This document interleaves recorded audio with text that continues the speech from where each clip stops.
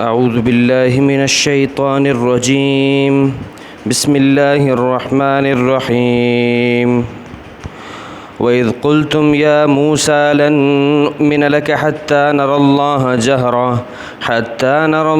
جَهْرَةً فَأَخَذَتْكُمُ الصَّاعِقَةُ وَأَنْتُمْ تَنظُرُونَ ثُمَّ بَعَثْنَاكُم مِّن بَعْدِ مَوْتِكُمْ لَعَلَّكُمْ تَشْكُرُونَ وَظَلَّلْنَا عَلَيْكُمُ الْغَمَامَ وَأَنزَلْنَا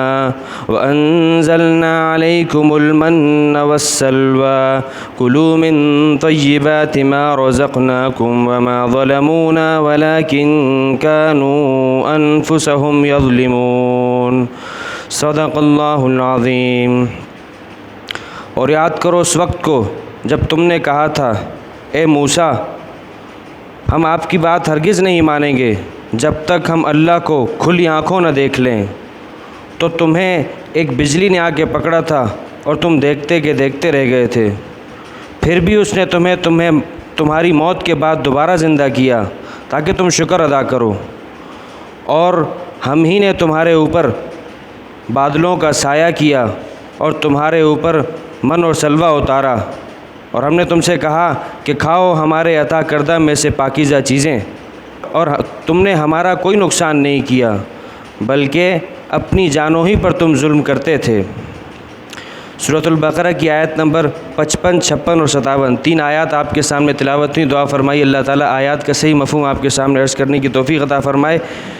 سورۃ البقرہ کا 6واں رکوع چل رہا ہے۔ اس رکوع کے اندر اللہ رب العزت بنی اسرائیل پر، یہود اور نصارہ، یہود اور عیسائیوں پر اپنی تفصیلی نعمتیں گنوا رہے ہیں کہ ہم نے آپ کے اوپر یہ نعمتیں کی تھیں۔ یہاں ان تین آیات میں اللہ رب العزت نے دو نعمتیں بیان کی ہیں، ایک نعمت 55 اور 56 آیات میں، اور دوسری نعمت 57 نمبر آیات کے اندر۔ اللہ رب العزت کل ہم نے پڑھا کہ موسیٰ علیہ السلام کو جب اللہ تعالیٰ نے تورات عطا فرمائی تھی 40 دن اپنے پاس اعتکاف کروایا تھا، پھر اس کے بعد جب تورات دی تھی تو پیچھے قوم شرک میں مبتلا ہو چکی تھی، تو ان کی سزا یہ تھی کہ اب تم میں سے جن لوگوں نے شرک کیا ہے وہ اپنے آپ کو قتل کے لیے پیش کریں، لہٰذا بنی اسرائیل کے 70,000 لوگوں کو قتل کر دیا گیا تھا کیونکہ وہ ایمان لانے کے بعد شرک کر چکے تھے، اسی سے ان کی توبہ ہوئی۔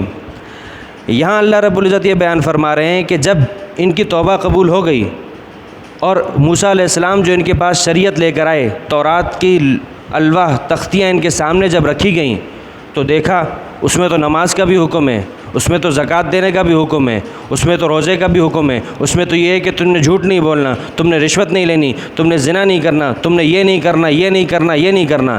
جب وہ چیز دیکھی تو کہا یہ تو بہت مشکل کام ہے، ہم تو یہ نہیں کر سکتے، ہم بھی یہی کرتے ہیں، ہمارا معاشرے میں بھی لوگ یہی کرتے ہیں، بس فرق اتنا ہے کہ ہم مشکل چیزوں کو یہ کہہ دیتے ہیں کہ یہ تو مولوی کی شریعت ہے، مولوی نے اتنا مشکل بنا دیا ہے۔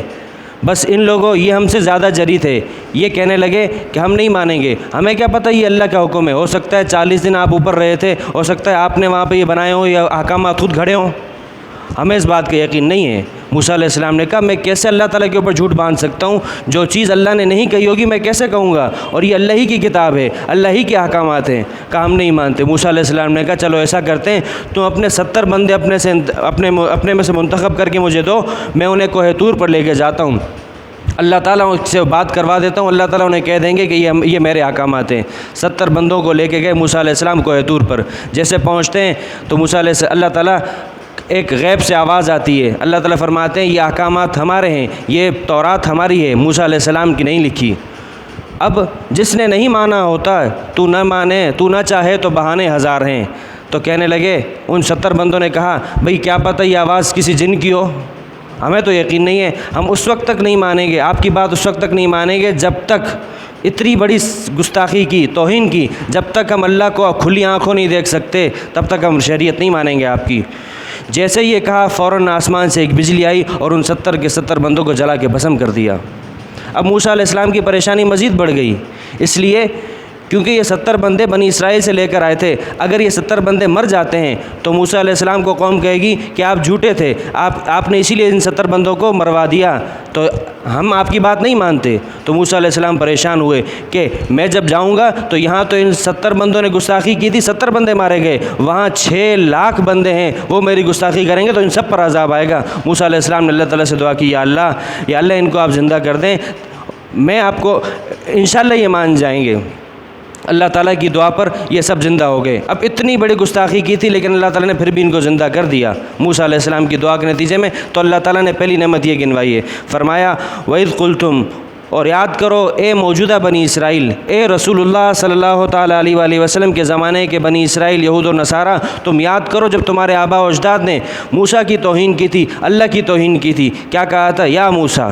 پہلی توہین تو یہ کہ نبی کا نام لے لیا، نبی کا نام نہیں لیا جاتا۔ صحابہ کرام رضوان اللہ علیہ مجمعین کی شان یہ تھی کہ ہمیشہ کہتے تھے یا رسول اللہ، اے اللہ کے رسول، کبھی نام نہیں لیتے تھے۔ تو پہلی توہین تو یہ کر دی کہ موسیٰ کا نام لے لیا، اللہ کے نبی کا نام لے لیا۔ پھر کیا کہا؟ لن نؤمن لک، ہم ہرگز آپ کی بات نہیں مانیں گے۔ دوسری توہین یہ کر دی کہ نبی کو کہہ رہے ہیں کہ ہم آپ کی بات نہیں مانیں گے۔ اس سے اگلی بات کیا فرمایا؟ حتی نر اللہ جہرتن، جب تک ہم اللہ کو کھلی آنکھوں نہیں دیکھ لیتے۔ اب یہ انتہا کر دی توہین کی۔ اللہ تعالیٰ فرماتے ہیں فَأَخَذَتْكُمُ الصَّاعِقَةُ، فوراً ایک بجلی آئی اور ان کو آگے پکڑ کے بھسم کر دیا۔ فرمایا وَأَنْتُمْ تَنظُرُونَ، اور تم دیکھتے رہ گئے۔ اللہ تعالیٰ فرمایا ثُمَّ بَعَثْنَاكُمْ، لیکن پھر بھی اتنی بڑی گستاخی کے باوجود بھی ہم نے تمہیں زندہ کر دیا، مِن بَعْدِ مَوْتِكُمْ، تمہیں موت دینے کے بعد۔ لیکن کس وجہ سے کیا تھا؟ موسیٰ نے دعا کی تھی لَعَلَّكُمْ تَشْكُرُونَ، اور ہمارا مقصد یہ تھا کہ تم شکر گزار بنو گے۔ لیکن جو لاتوں کے بھوت ہوتے ہیں وہ باتوں سے نہیں مانتے۔ شکر گزار کہاں بننا تھا؟ اور سرکشی کر دی۔ اور سرکشی کیا کی؟ آگے اللہ تعالیٰ نے جب ان لوگوں کو یہ 70 بندے نیچے آتے ہیں تو خیر ان کی آگے تفصیل آگے آ جائے گی۔ اب موسیٰ علیہ السلام اپنی بنی اسرائیل کو مصر میں آباد کیا ہوا تھا۔ اللہ تعالیٰ نے کہا کہ نہیں، مصر ان کی اصل جگہ نہیں ہے، ان کی اصل جگہ تو شام تھی۔ مصر میں تو یوسف علیہ السلام ان کے 12 بھائیوں کو لے کر آئے تھے، تو 12 بھائی آنے کی وجہ سے پورے بنی اسرائیل یہاں آباد ہوئی تھی۔ ان کی اصل جگہ شام ہے، لہٰذا ان کو کہیے کہ یہ شام جائیں اور وہاں ایک قوم ہے، قوم عمالقہ، اس سے جہاد کریں۔ کافر قوم میں جہاد کر کے اپنے لیے اس زمین کو خالی کریں اور وہاں آباد ہوں۔ پوری قوم کہنے لگی ٹھیک ہے۔ 6,70,000 لوگ نکلتے ہیں اپنے علاقے کی جانب۔ جیسے نکلتے ہیں اس شام کے علاقے سے پہلے ایک وادی کے اندر پڑاؤ ڈالتے ہیں، تو اپنے بندے بھیجے جا کے دیکھے تو سی وہ قوم کیسی ہے جس سے ہم نے لڑنا ہے۔ جیسے جا کے دیکھا تو کہا کہ تو بڑی جبار قوم ہے، بڑی طاقتور قوم ہے، ہم نہیں لڑ سکتے، ہمارے اندر اتنی طاقت نہیں ہے۔ کیوں؟ کیونکہ فرعون کی غلامی میں رہے تھے۔ جو قوم غلامانہ ذہنیت رکھتی ہو وہ کبھی بھی بڑے کام نہیں کر سکتی، تو کام نہیں لڑ سکتے۔ موسیٰ علیہ السلام نے کہا مجھے میرے رب نے کہا ہے کہ تم نے تھوڑی سی کوشش کرنی ہوگی، میں نے تمہارے لیے زمین لکھ دی ہے، تم تھوڑی سی کوشش کرو تمہارے لیے فتح ہو جائے گی۔ کہا نہیں، ان فیہا قوما جبارین، بڑی ظالم قوم ہے، بڑی طاقتور قوم ہے، ہم نہیں لڑ سکتے۔ اگر اتنا ہی ضروری ہے، اتنا ہی لڑنا ضروری ہے تو ایک جملہ کہا اور گستاخی کی حد کر دی۔ کہا فَاذْهَبْ أَنْتَ وَرَبُّكَ فَقَاتِلَا إِنَّا هَاهُنَا قَاعِدُونَ، ہم یہیں بیٹھے رہیں گے، اتنا ضروری ہے تو آپ اور آپ کا رب جا کے لڑے ان قوم سے، جب علاقہ فتح ہو جائے گا ہم داخل ہو جائیں گے۔ یہ حد کر دی، اللہ کے جہاد کے حکم کی توہین کیا دھجیاں اڑا دیں، اور اللہ تعالیٰ نے ان کے اوپر جو عذاب مسلط کیا۔ موسیٰ علیہ السلام پریشان ہو گئے کہ میں 6,70,000 لوگوں کو ایک جگہ لے آیا ہوں، آگے ان سے لڑنا ہے، لیکن اس وادی کے اندر یہ لڑنے کے لیے تیار نہیں۔ موسیٰ علیہ السلام نے کہا یا اللہ، میں صرف اور صرف اپنے اور اپنے بھائی ہارون کی تو گارنٹی دے سکتا ہوں، باقی ان کے معاملہ، ان کا فیصلہ اب آپ کے حوالے، جو آپ کریں۔ اللہ تعالیٰ نے کہا اب ہم ان کو بتاتے ہیں، انہوں نے ہمارے جہاد کے حکم کی توہین کی ہے، اللہ تعالیٰ نے وہ سزا دی جو سزا اللہ تعالیٰ نے آج تک کسی قوم کو ظاہری طور پر نہیں دی۔ اللہ تعالیٰ فرماتے ہیں جس بستی میں یہ لوگوں نے پڑاؤ ڈالا ہوا ہے 40 سال تک یہ اس بستی سے نہیں نکل سکیں گے، اس زمین سے نہیں نکل سکیں گے۔ ان کے لیے یہ زمین یہ جیل خانہ بن جائے گی، ایسا جیل خانہ جس کی کوئی دیوار نہیں ہوگی، ایسا جیل خانہ کہ جس کے اوپر کوئی فوجی، کوئی پولیس نہیں کھڑی ہوگی۔ یہ ہر روز صبح، اسرائیلی روایات میں آتا ہے، ہر روز صبح اٹھتے تھے، نکلتے تھے کہ ہم مصر واپس جائیں گے، شام ہوتی تو دوبارہ اسی جگہ پر ہوتے تھے جہاں صبح نکلے تھے۔ اللہ تعالیٰ نے ان کے لیے اس زمین کو جیل خانہ بنا دیا۔ کیوں؟ کیونکہ اللہ کے جہاد کے حکم کی توہین کی تھی۔ کہتے ہیں تم اور تمہارا رب جاؤ، تم جا کے جہاد کرو، ہم یہاں بیٹھے رہیں گے۔ اور حضور نے بھی فرمایا کہ اسلام اور دین کی حفاظت کا قلعہ اگر ہے تو وہ جہاد ہے، یہ تمہارے دین کی حفاظت کرنے والا ہوگا، یہ تمہارے دین کی حفاظت کرے گا۔ اگر اس کو تم نے چھوڑ دیا تو پھر تمہیں کفار جو ہے وہ ایک فٹ بال کی طرح تم سے کھیلیں گے، اور آج ہمارے ساتھ یہی ہو رہا ہے۔ بس فرق اتنا ہے کہ ان کے لیے وہ زمین میں سرگرداں تھے، زمین میں بھٹک رہے تھے، اور ہم آج اپنی ترقی میں اور اپنے معاشی نظام میں، اپنے اقتصادی نظام میں سرگرداں ہیں، ہمیں سمجھ میں نہیں آتا ہم کیا کریں۔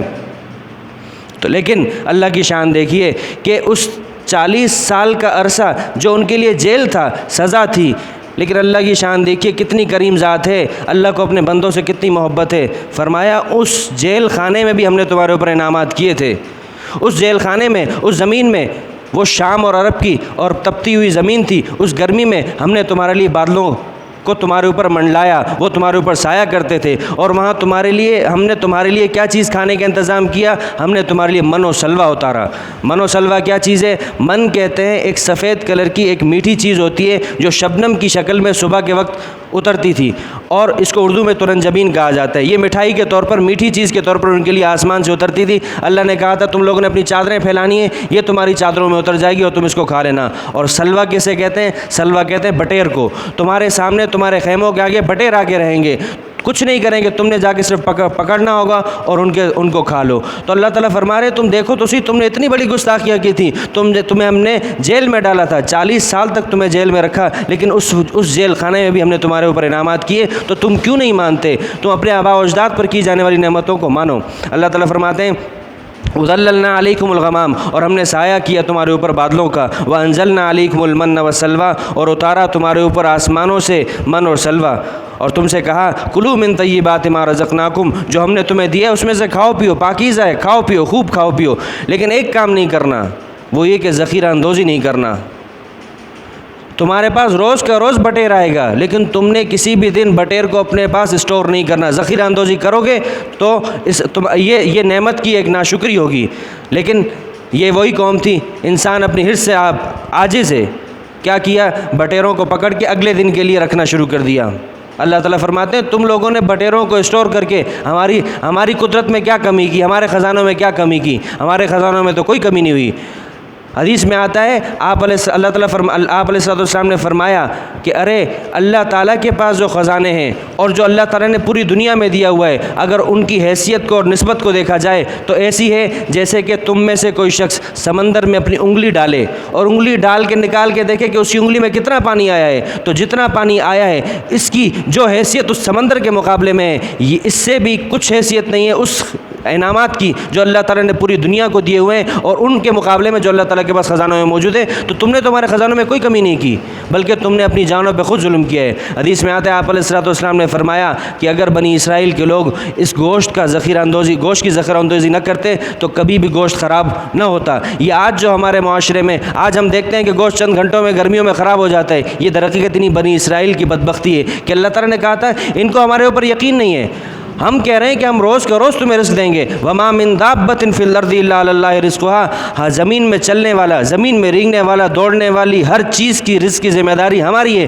تو یہ کیوں ہمارے رزاق ہونے کی کوئی یقین نہیں رکھتے، اس کی کیوں نفی کرتے ہیں؟ لہٰذا ان کی سزا یہ ہے کہ آج کے بعد تم گوشت رکھو گے خراب ہوگا، تمہیں اس کا انتظام کرنا پڑے گا اس کے صحیح رکھنے کا، یہ تمہاری سزا ہے۔